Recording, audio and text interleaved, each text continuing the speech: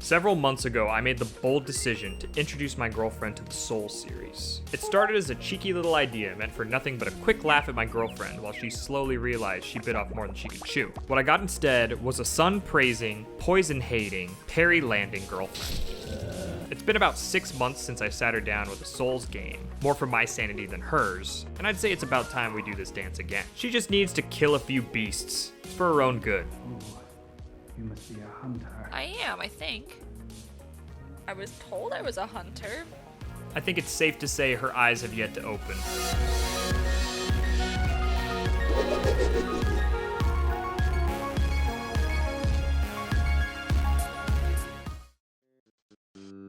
My girlfriend grew up in an Xbox household. I grew up with a PlayStation family. There's always been a little tension about which one's better, but Bloodborne may have been the game that finally tipped the scales. I'm nervous. I think I'm more nervous for using the PS4 controller though, honestly. Making her play Bloodborne has made me question where the line gets drawn for things being cute around here. It's pretty cute. Ah! When I first set her up with Bloodborne and its Lovecraftian horror setting, I thought for sure I'd be raked over the coals for making her play another scary game. But leave it to her to find cuddly things in the creepiest of places. In the Souls series, everything is trying to kill you. When you find something that isn't, it's only natural to like it a little, right? Oh, it's a little guy! He's kind of cute. He was like a squiggly bone guy. In the past, my girlfriend has demonstrated complete mastery over fashion Souls. And in Bloodborne, a lot of the same rules apply. The best armors were the skirts and dresses, and anything that covers up the ponytail is completely off limits. Unlike Dark Souls, her character doesn't have to be all crusty the whole game. This was a pretty big deal for her, but it also meant we had to go through another grueling session of Souls character creation. Look how cool I look! Ah, my hair is amazing. Switching from Dark Souls to Bloodborne meant a lot of stuff got lost in translation. Lanterns were still called bonfires, blood vials got called Estus, and echoes were still souls. Pretty standard stuff. What really got me was she insisted on not leveling skill, because in her words, do I look like a fucking deck scrub? Unlike bonfires, lanterns don't always mean safety. Almost everything in this game is trying to kill or eat you, so it's best to take caution. Of course, it doesn't help she can't stop herself from chasing anything that sparkles. What? What is going on? What the fuck? Now with this not being her first Souls game, I was really curious how things would pan out. For me, the transition to Bloodborne was a lot tougher than I was expecting. But my girlfriend showed up and just mopped the floor with Central Yharnam. Sit down, bitch. Aside from the occasional decorative door giving her trouble, There's so many fucking decorative doors. It's red. Maybe the red doors mean you can't go through them. Another decorative door. This game has so many decorative doors.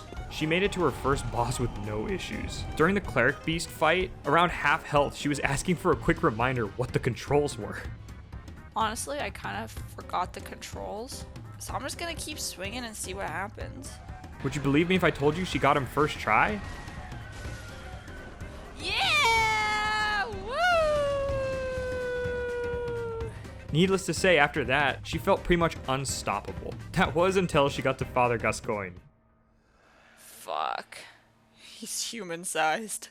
On her first attempt, she got him within only a few hits of victory, but she got stuck on an unlucky tombstone and got cornered. No!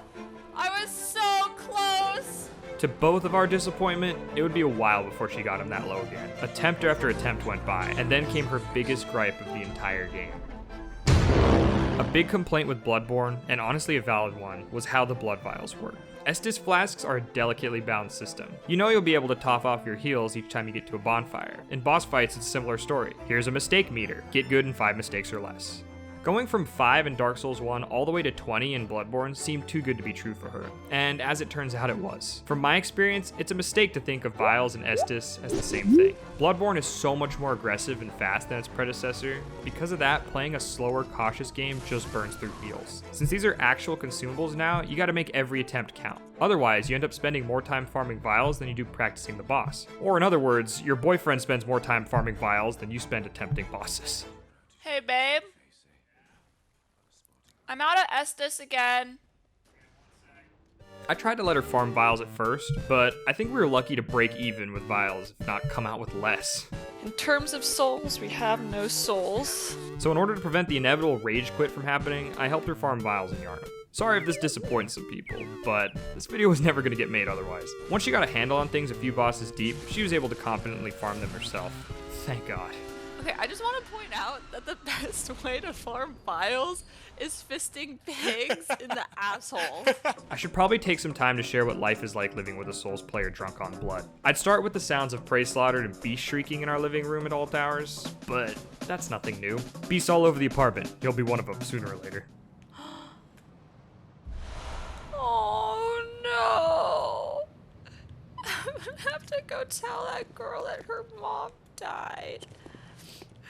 I'm literally like about to cry. I'm definitely on my period right now. Maybe this wasn't such a good idea after all. The sweet blood. Oh, it sings to me. A lot of nights she'd refuse to go to bed until she beat a boss. I'd fall asleep way before that would happen. Sometimes I'd even come upstairs, find her passed out with the controller still in hand. Aside from never wanting to leave home to do anything else, He'd open their door on a night and a hunt. I never got to use the damn PlayStation.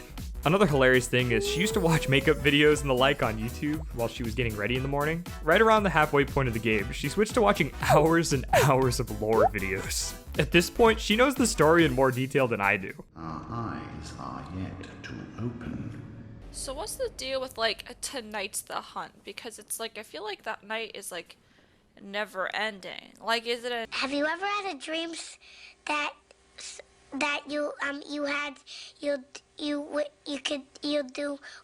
We'll be out on a drive, and our conversations always find a way to circle back around to Bloodborne. She really truly got fully immersed in the game's world. Oh, there's a werewolf. Why are you whispering? He can't hear you. Oh yeah. One thing that stood out to me as the watcher instead of the player is the ladders. There are a lot of tall ladders in Bloodborne. I guess I didn't think much of it when it was me discovering everything, but watching her climb some of these things multiple times was putting me to sleep. Like the walk to Martyr Ligarius was really brutal, and I think she fell off the roof more times than she actually died to the boss. Oh shit. There's about a dozen different orders you can do things in, and I was never expecting her journey to play out exactly the same as mine. I also didn't expect her to tackle the DLC. Of course, this happened on my late day, which means not only did I miss getting to watch, but I wasn't there to steer her back on course. What followed was several hours of her pushing well beyond any reasonable expectations. Truly, words can't do it justice. And since people want more girlfriend, have a montage.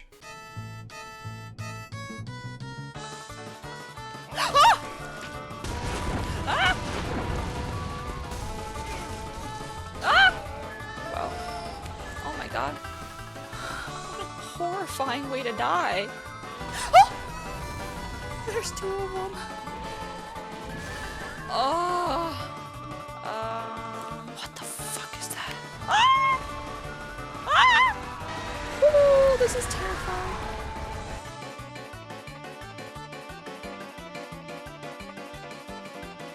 Okay. Oh shit. Oh my god, so that... What's happening? Someone gave the horse a sword. Ah! What the fuck? Fuck! Oh fuck. Ow.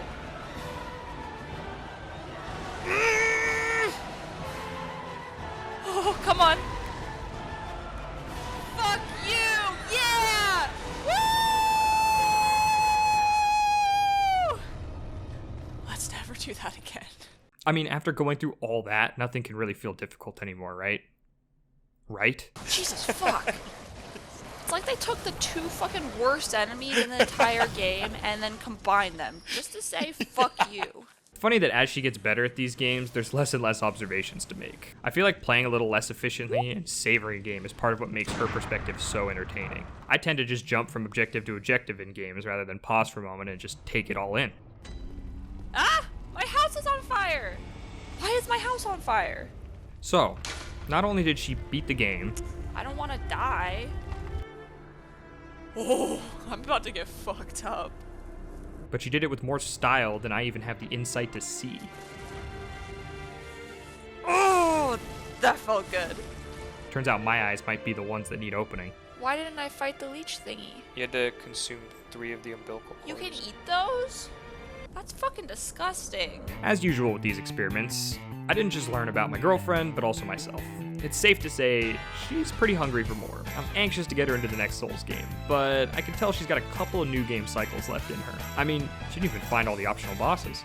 I don't want to spoil her fun, so for now, she's welcome to use the PS4 and whatever else she can find. Even the doll, should it please her. Let me stand close. Wait, what? Now shut your eyes. Nick? We're standing close and shutting our eyes.